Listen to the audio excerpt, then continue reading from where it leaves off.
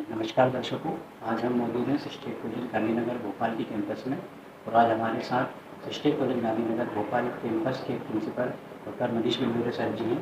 Sir आपका बहुत बहुत स्वागत है हमारे इस चैनल के पॉडकास्ट चैनल पर। और सर आज हमारे पॉडकास्ट चैनल पर फर्स्ट गेस्ट के तौर पर आए हैं, इसके लिए सर आपका बहुत बहुत धन्यवाद कि आपने थैंक यू। मेरा इन्विटेशन एक्सेप्ट करा। और आज हम सर से उनकी ज़िंदगी के बारे में और कॉलेज हिस्ट्री के बारे में कुछ जानने की कोशिश करेंगे। तो सर स्टार्ट करते हुए सर आप अपनी जर्नी के बारे में थोड़ा हमें बताइए। आपको एजुकेशन और लीडरशिप फील्ड में आने की इंस्पिरेशन कहाँ से मिली? जैसा हर एक परिवार में होता है तो मेरे लाइफ के इनिशियल लेसन्स तो मुझे अपने परिवार से ही मिले। मेरे पेरेंट्स, मेरे ग्रैंड पेरेंट्स, इन्होंने ही मुझे करियर की, प्रोफेशन की एबीसीडी सिखाई।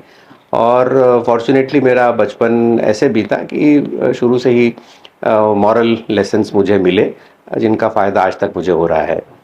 तो मैं तो ये कहूँगा कि हर स्टूडेंट, हर इंसान की तरह इनिशियल जो शुरुआत हुई मेरी, वो मेरे घर से ही हुई। मेरी माँ, मेरे फादर, मेरे ग्रैंड पेरेंट्स। आपकी इस जर्नी में ऐसे कौन से टर्निंग पॉइंट्स या चैलेंजेस रहे जो आज आपकी थिंकिंग को शेप करते हैं? सबसे बड़ा टर्निंग पॉइंट तो रहा जब मैंने इंजीनियरिंग की शुरुआत की। स्कूल तक तो मेरा सफ़र था वो नॉर्मल था, और इंजीनियरिंग की शुरुआत जब मैंने की तब मैंने जाना कि प्रोफेशनल एजुकेशन क्या होती है। चाहे वो इंजीनियरिंग हो, फिर बाद में मैंने मैनेजमेंट का एमबीए का कोर्स किया, फिर बाद में एमटेक किया और पीएचडी किया। तो ये जो पूरा मेरा प्रोफेशनल लर्निंग का दौर रहा, मुझे लगता है मेरे करियर में और मेरी लाइफ में यही एक टर्निंग पॉइंट था। इसके अलावा जो इंडस्ट्री में रह के मैंने सीखा, वो एक जिसको कहते हैं ना चेरी ऑन द केक, तो एक बड़ा अच्छा वैल्यू एडिशन रहा मेरे करियर में। जब मैंने इंजीनियरिंग एजुकेशन या इंजीनियरिंग के थ्योरेटिकल लर्निंग्स के अलावा मैंने प्रैक्टिस में क्या होता है ये भी सीखा, और न सिर्फ इंडिया में बल्कि इंडिया के बाहर भी अलग अलग देशों में जाने का मौका मिला, सीखने का मौका मिला। तो अमेरिका, इंग्लैंड, जर्मनी और जापान जैसे देशों में मैं रहा, वहाँ मैंने सीखा। तो कुल मिला के ये इंटरनेशनल एक्सपोजर, थ्योरी और प्रैक्टिस, इन दोनों का कॉम्बिनेशन ये बड़ा कारगर रहा मेरे करियर में। सर एज अ लीडर आप क्या मानते हैं कि स्टूडेंट्स को अर्ली स्टेज में कौन से इंपॉर्टेंट क्वालिटीज़ डेवलप करनी चाहिए? आज के दौर में सबसे अहम और सबसे ज़रूरी है स्किल के बारे में जानना, स्किल डेवलप करना। पढ़ाई के जो थ्योरेटिकल कॉन्सेप्ट्स हैं, जो किताबी बातें हैं, उनको हम मूर्त रूप में कैसे ला सकते हैं, कैसे उनको हम किसी व्यक्ति के लिए, किन्हीं व्यक्तियों के लिए, किसी ऑर्गेनाइजेशन के लिए या समाज के लिए या देश के लिए उपयोगी बना सकते हैं, ये बातें जानना बहुत ज़रूरी है। सिर्फ पढ़कर, एग्ज़ाम पास कर कर आज के ज़माने में कुछ भी नहीं होता है। तो जब तक वो स्टूडेंट सीखे नहीं कि उसका इम्प्लीमेंटेशन कैसे हो सकता है थ्योरेटिकल नॉलेज का, तब तक उसका ज्ञान अधूरा है।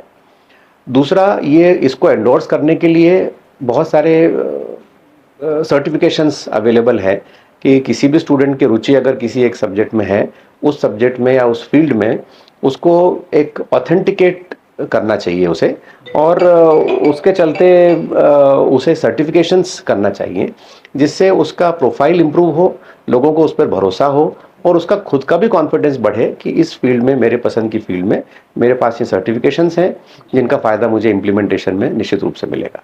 तो बेसिकली आप कह रहे हैं कि प्रैक्टिकल एक्सपोजर मतलब लेना चाहिए स्किल का और बहुत ज़रूरी है, प्रैक्टिकल एक्सपोजर मस्ट है।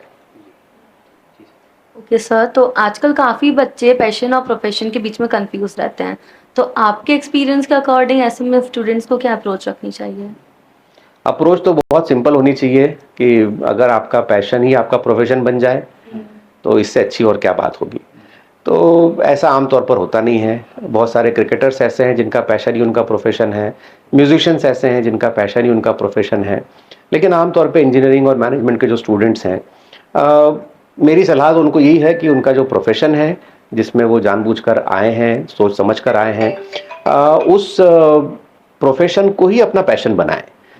अपना जो उनकी जो पढ़ाई है, उनका फील्ड ऑफ स्टडी है, उसमें इतना इन्वॉल्व हो जाएं, एनग्रॉस हो जाएं कि उसमें उन्हें रुचि आने लगे, उससे उन्हें प्रेम हो जाए, और इसी तरह से उनका परफॉर्मेंस जो है, अगर उसमें इन्वॉल्वमेंट इस लेवल का उनका होता है, तो परफॉर्मेंस डेफिनेटली उनका इन्हांस होगा।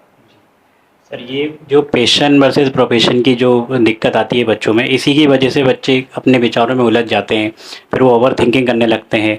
तो लोग अपने इन थॉट्स से, ओवर थिंकिंग से कैसे पार आ सकते हैं? क्या आपको लगता है कि इसमें डिसिप्लिन या स्पिरिचुअलिटी कुछ हेल्प कर सकती है बच्चों की? डेफिनेटली, अगर स्टूडेंट इनसे जुड़ते हैं, छोटा छोटा अगर प्रैक्टिस करते हैं, मेडिटेशन की प्रैक्टिस करते हैं, अपना अप्रोच फोकस्ड रखते हैं, अननेसेसरी थॉट्स को अपने अंदर नहीं आने देते हैं, तो मुझे लगता है बहुत किसी हाई लेवल के स्पिरिचुअलिटी की या डेडिकेशन की ज़रूरत नहीं है। छोटे छोटे एक्सपेरिमेंट्स कर सकते हैं, अपने आप को ईश्वर से जोड़ सकते हैं, और अगर ऐसा करते हैं तो उनका फोकस बढ़ेगा, अपने काम के प्रति ध्यान उनका ज़्यादा लगेगा। सर, सिस्टेक के लिए आपका विजन क्या है और यहाँ के स्टूडेंट्स को आप किस डायरेक्शन में ग्रो करते हुए देखना चाहते हैं? सिस्टेक के स्टूडेंट्स में पोटेंशियल बहुत है, और हर कॉलेज की तरह सिस्टेक में भी स्टूडेंट्स ही हैं जो कुछ कमाल करके दिखा सकते हैं। मुझे लगता है सिस्टेक के स्टूडेंट्स में पोटेंशियल बहुत है, उनकी कैपेबिलिटीज़ बहुत हैं, और हम जैसे लोगों का एक मॉरल ड्यूटी बन जाती है उस पोटेंशियल को चैनलाइज करना, सही दिशा में आगे बढ़ाना, थोड़ा बहुत उनको ग्रूम करना, उनको ये भरोसा दिलाना कि वो दे कैन डू वंडर्स। और अगर ऐसा होता है तो न सिर्फ भोपाल, मध्य प्रदेश, इंडिया, बल्कि इंटरनेशनल लेवल पे सिस्टेक छा सकता है। और यही मेरा छोटा सा विजन है कि सिस्टेक की जान, सिस्टेक की पहचान एक बड़े लेवल पर हो, एटलीस्ट नेशनल लेवल पे रिकॉग्निशन सिस्टेक का हो, सिस्टेक के स्टूडेंट्स के उपलब्धियों को लोग जानें और नेशनल लेवल पे उनको रिकॉग्नाइज करें, अप्रिशिएट करें।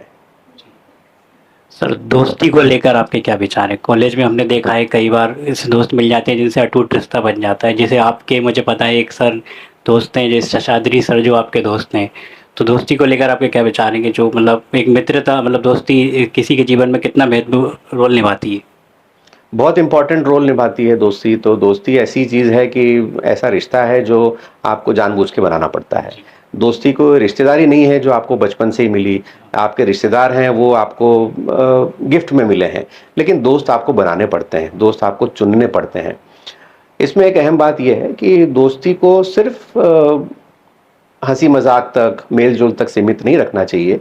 दोस्ती को किसी न किसी पॉजिटिव डायरेक्शन में ले जाना चाहिए, किसी न किसी फ्रूटफुल डायरेक्शन में ले जाना चाहिए। दो दोस्त हैं, दोनों का आपस में अच्छा रिश्ता है, अच्छी अंडरस्टैंडिंग है। ऐसे कई एग्जाम्पल्स हैं अपने इस देश में, खास तौर से स्टार्टअप वर्ल्ड में, कि दो दोस्त थे और उन्होंने एक यूनिकॉर्न बना लिया। तो ऐसे आउटकम्स भी दोस्ती के होते हैं। ज़रूरत केवल इस बात की है कि दोस्ती को अच्छे से समझा जाए, दोस्ती को निभाया जाए, लॉन्ग टर्म तक उसको मेंटेन किया जाए, और उसको किसी न किसी एक पॉजिटिव डायरेक्शन में ले जाकर एक फ्रूटफुल आउटकम के बारे में सोचा जाए। जैसा कि सर आपने बताया कि आपने इंजीनियरिंग की भी डिग्री हासिल की है और मैनेजमेंट की भी डिग्री आपके पास है, तो आज आप हर उस स्टूडेंट के लिए जो अपनी लाइफ और करियर में कुछ मीनिंगफुल करना चाहते हैं, आप क्या एक एडवाइस उन्हें देना चाहेंगे? आज के दौर में मल्टी डायमेंशनल होना बहुत ज़रूरी है। मेरे पिताजी का गाइडेंस था मुझे, कि उन्होंने मुझे ये सलाह दी कि इंजीनियरिंग के अलावा मुझे मैनेजमेंट की भी डिग्री हासिल करना चाहिए, जिसका लाभ मुझे उस समय भले ही महसूस नहीं हुआ हो, क्योंकि आपकी तरह एक यंग स्टूडेंट था मैं, ज़्यादा दूर की मैं देख नहीं पाता था, सोच नहीं पाता था, लेकिन उनका गाइडेंस रहा तो मुझे फिर बाद में इसका महत्व समझ में आया कि मैनेजमेंट की डिग्री इंजीनियरिंग की डिग्री के साथ में कॉम्प्लीमेंट कैसे करती है। तो मेरी सलाह तो सारे स्टूडेंट्स को रहेगी कि मल्टी डायमेंशनल बने, कम से कम 2-3 अलग-अलग एरियाज़ में अपने आप को एक अच्छे खासे प्रोफिशिएंसी लेवल तक ले जाएं, और ऐसा अगर वो करते हैं तो उन्हें निश्चित ही अपने करियर में फ़ायदा होगा इसका। हॉबी बड़ी इम्पॉर्टेंट है। आपकी हॉबी आपको कंफर्टेबल बनाती है, आपकी हॉबी आपको दुनिया भर के जो प्रेशर्स हैं, जो टेंशन्स हैं, उनसे थोड़ा रिलैक्स करती है। हॉबी का एक और डायमेंशन है कि आपको एक अलग पहचान भी बनाती है। एक सक्सेसफुल प्रोफेशनल होने के अलावा अगर आप कुछ हॉबी में थोड़ा बहुत दखल रखते हैं, जैसे कई बड़े बड़े साइंटिस्ट को मैंने देखा कि वो कविताएं लिखते हैं, कई इंजीनियर्स हैं वो पेंटिंग बहुत अच्छी करते हैं, डॉक्टर्स जो हैं वो उनके एक अलग तरह की हॉबी रहती है। तो हर प्रोफेशनल को एक न एक हॉबी को किसी न किसी ठीक ठाक लेवल तक ले जाना चाहिए। हो सके तो उसमें ट्रेनिंग करना चाहिए और हो सके तो उसमें कुछ एक परफॉर्म करके उसको दिखाना चाहिए। न केवल वो मेंटल पीस, इनर पीस के लिए ज़रूरी है, बल्कि एक सोशल रिकॉग्निशन या प्रोफेशनल रिकॉग्निशन में भी वो काफ़ी अहम रोल अदा करती है। सर एक स्टूडेंट को अपार्ट फ्रॉम स्टडीज़ मतलब जैसे CSR एक्टिविटीज़ होती हैं तो उनको अगर अपन कॉलेज सोशल रिस्पॉन्सिबिलिटीज़ के तौर पर देखें तो एक स्टूडेंट उसमें मतलब कैसे कंट्रीब्यूट कर सकता है अपने सोसाइटी के लिए, देश के लिए? ये बहुत अच्छा है कि अपने कॉलेज में सिस्टेक में राष्ट्रीय सेवा योजना का एक प्लेटफॉर्म है, NSS का एक यूनिट चलता है। तो जब भी इस तरह की बात आती है स्टूडेंट्स को ज़रूर इनमें भाग लेना चाहिए। मुझे लगता है केवल उसका एक मोटिव ये होना चाहिए कि आप अगर सक्षम हैं तो जो कम सक्षम हैं उनको आप कैसे मदद कर सकते हैं, कैसे उनकी आप हेल्प कर सकते हैं, कैसे उनको ग्रो करने में आप कंट्रीब्यूट कर सकते हैं, और ऐसा करते हैं तो आपको बड़ी तसल्ली मिलेगी, संतुष्टि मिलेगी। Thank you so much sir मेरे पॉडकास्ट पे आने के लिए आपका।